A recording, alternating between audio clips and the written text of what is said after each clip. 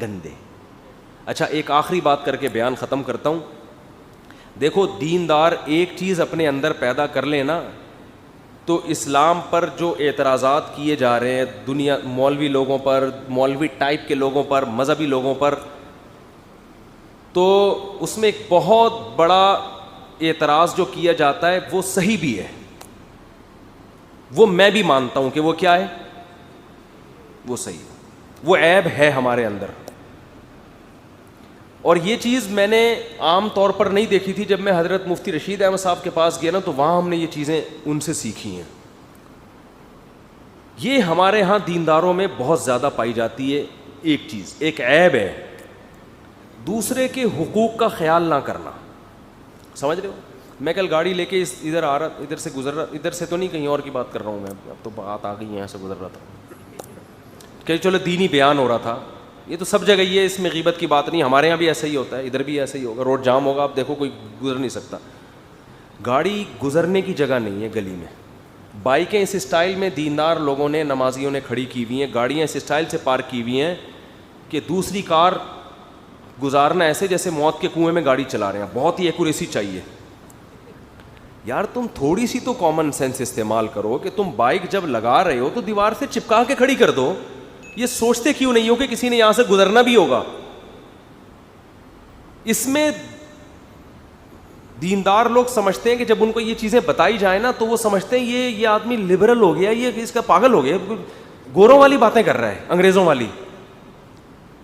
یعنی بے ڈھنگا پن, بد سلیقہ پن اور بد تہذیبی, اس کو اسلام اور سادگی سے تعبیر کیا. اتنے سادہ ہیں, ان کو ناڑا باندھنے کی تمیز نہیں ہے. یعنی یہ مطلب ہے, اتنے سادہ ہیں ہمارے حضرت, ان کو یہ نہیں پتا گاڑی کھڑی کہاں کرنی ہوتی ہے.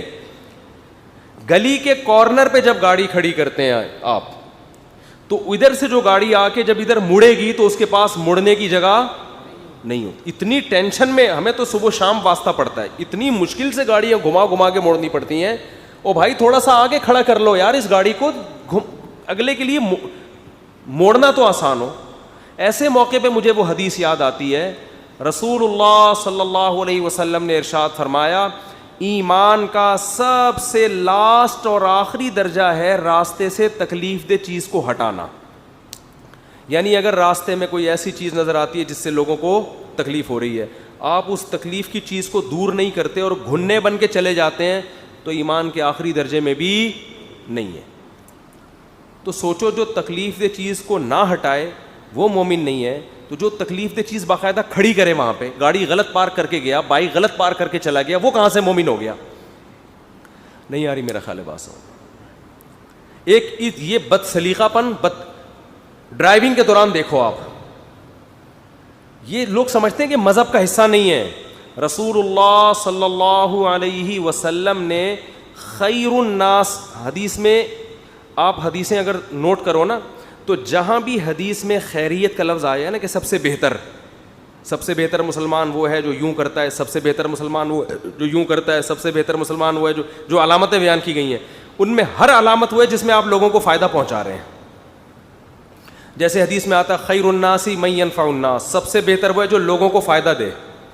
یعنی لوگ اس کے محلے میں رہنے سے خوش ہو کے یار اس بندے کے آنے کی وجہ سے نا محلے میں بڑا فائدہ ہو گیا ہے. نہیں آ رہی بات سمجھ میں؟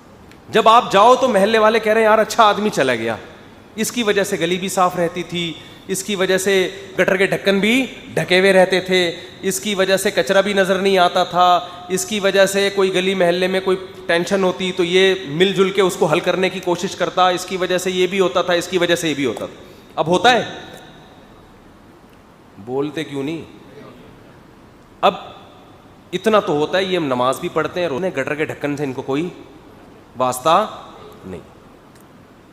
گٹر کے ڈھکن کا اسلام سے کیا تعلق؟ جب آپ ان سے پوچھو نا یار تمہاری گلی کے گٹر ابل رہا ہے, کچھ تو کرو, یہ کچرا یہ تمہارے باپ کی گلی ہے معذرت کے ساتھ جو تم نے کچرا یہاں پھینکا ہوا ہے, یہ تم نے جو گاڑی کھڑی کی ہوئی ہے تو تمہارے علاوہ کوئی اور یہاں سے گاڑی نہیں لے کے جائے گا کیا؟ تو ٹھیک ہے راستہ آپ نے دیا ہوا ہے, لیکن اتنا تنگ راستے کے یہ مکان آپ نے کس خوشی میں آگے تک بڑھایا ہوا ہے؟ گورنمنٹ نے گلی اتنی چوڑی بنائی ہے, آپ نے یہ جو آگے پکی بنائی ہے یہ گورنمنٹ نے آپ کو اجازت نہیں دی ہے. آپ اس گلی میں گھر دیکھ لو نا, صرف اس گلی کی بات نہیں ہے, 90% گھر ناجائز تجاوزات ہیں. ابھی میں نے تھوڑا گھر ادھر کو لے لیا نا کرائے پر, وہ گلی چوڑی ہے. میں نے کہا یار ایک ہی گلی ہے, ادھر سے اتنی ہے ادھر سے اتنی ہے, وجہ کیا ہے یہ گورنمنٹ نے کیسا نقشہ پاس کیا ہے؟ انہوں نے کہا نقشہ تو وہ والا ہی پاس ہوا ہے, یہ لوگوں نے بڑھائے ہوئے آگے. تو یار جب آپ نے آگے مکان بڑھا لیا, اس کا مطلب جو چوڑی گلی میں انسان کو فائدہ ہوتا ہے, تمیز سے چل پھر سکتا ہے, وہ آپ نے لاکھوں لوگوں کو جو یہاں سے گزریں گے قیامت تک, ان کو تنگی میں ڈال دیا کہ نہیں ڈال دیا؟ اس چیز کو ہمارے ہاں عیب نہیں سمجھا جاتا, سمجھ میں نہیں آ رہی بات. اور شاید میں بھی نہ سمجھتا اگر میں مفتی رشید احمد صاحب کی خدمت میں نہ جاتا. ہم نے ان کو یہ دیکھا, حضرت مفتی تقی صاحب ہو گئے, یہ جو بڑے بڑے علماء, ان کو ہم نے دیکھا ان میں بڑے حساس ہیں. ہمارے حضرت سعودی عرب گئے نا, اقامہ 15 دن کا ان کو ویزا ملا, تو مشورے سے طے ہوا کہ حضرت آپ کچھ دن مزید رہیں. اب آخری دن تھا تو حضرت نے فرمایا اقامہ بڑھوا لو, وہ جو ویزا بڑھوا لو.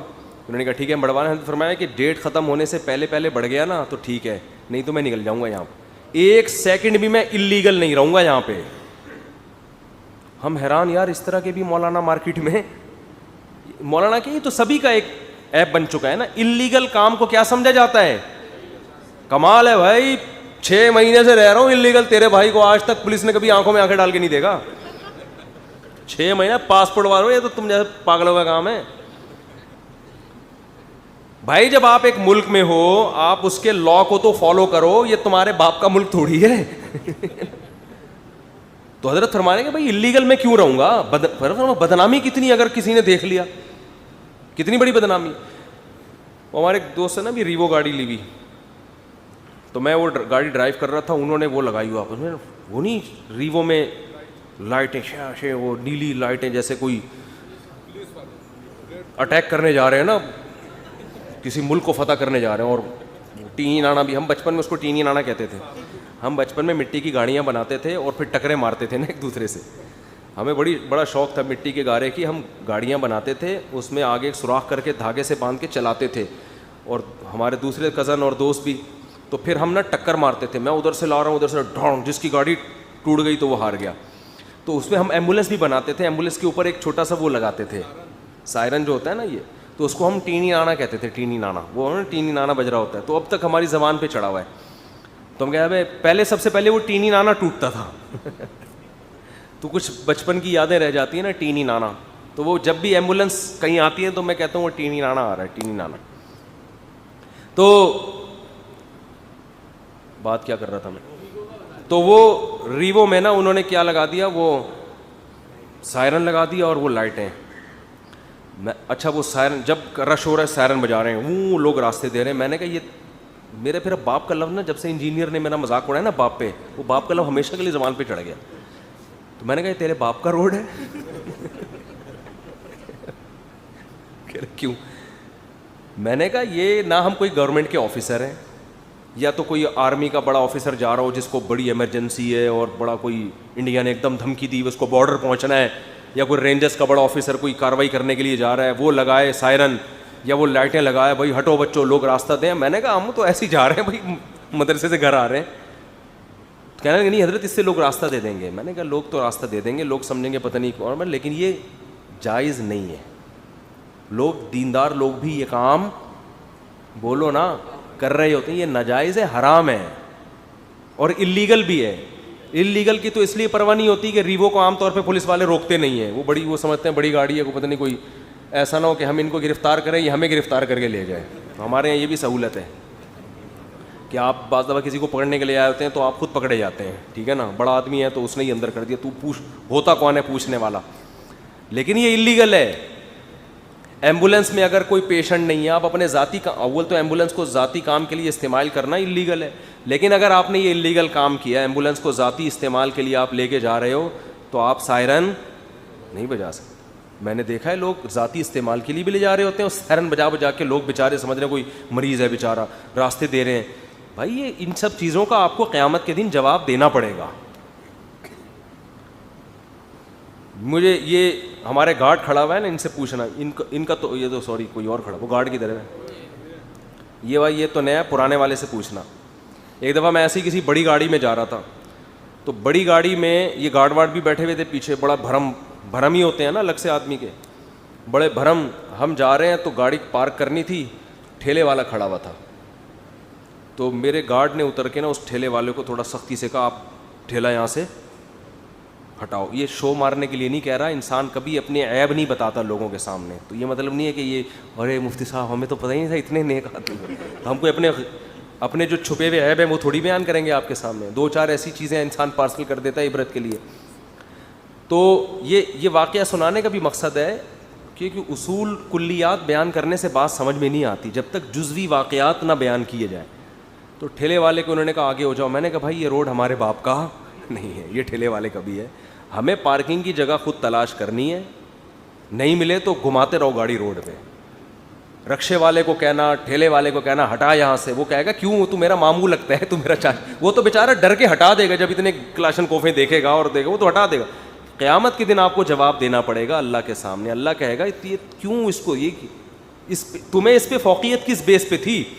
حکومت کو پھر بھی شاید اجازت ہو کسی گورنمنٹ کے کیونکہ وہ تو حکومت ہی کسی کام سے نکلا, ہم تو آلو خریدنے نکلے ہوئے ہیں. بھرم ایسے ہیں جیسے پتہ نہیں ہم کوئی کشمیر فتح کرنے جا رہے ہیں, نیچے اتر کے ٹماٹر خرید کے گاڑی. اب گارڈ تو ایک ضرورت بن گئی نا, ٹماٹر لینے بھی جاؤ گے تو گارڈ تو اب پھلترو کی طرح چپک گئے ہیں. تو ہم ٹماٹر لینے جا رہے ہیں اور ہم وہ اس کو بیچارے, تو لوگ یہ حرکت کر رہے ہوتے ہیں, تھوڑا سا بھرم آ گئے نا تو رکشے والوں پہ روب اور ڈانٹ کے اور ہٹا بے روڈ سے, ادھر کر یوں کر. یہ جائز نہیں ہے, اس کا آپ کو قیامت کے دن جواب بولو دینا پڑے گا. ہاں کوئی خطرہ ہو, کوئی دشمن پیچھے لگا ہوا ہو, پھر ایک الگ بات ہے, پھر وہ سیکیورٹی کے نقطہ نظر سے. پھر تو ہمارے حضرت کی سیکیورٹی اتنی سخت تھی کہ پہلی صف میں ہر آدمی کو بیٹھنے کی اجازت نہیں تھی. لوگ بڑے اعتراضات کرتے تھے کہ پہلی صف میں یہاں امیر غریب کا فرق ہے, اپنے بندوں کو بٹھایا جاتا ہے. تو اپنے بندوں کو نہیں, وہ سیکیورٹی کی پیش نظر, کیونکہ کوئی بھی اجنبی آدمی آ کے کچھ بھی کر سکتا ہے. وہ سیکیورٹی جیسے حرم میں ہوتا ہے, حرم میں امام کعبہ کے پیچھے مخصوص لوگ ہی کھڑے ہوتے ہیں. تو وہ اس کی وجہ یہ نہیں ہے کہ امیر غریب کا فرق ہے وہاں پہ, وہ امام کعبہ کی سیکیورٹی کے لیے. تو مجبوری کے حکام الگ ہوتے ہیں, نارمل حالت میں آپ کو اس کی اجازت نہیں ہے. تو دیندار لوگ ایک کام تو یہ کر لیں, سلیقہ تمیز, گاڑیاں کھڑی کرنا, روڈ پہ گاڑی چلانا. بائک والا کہاں چلا رہا ہے,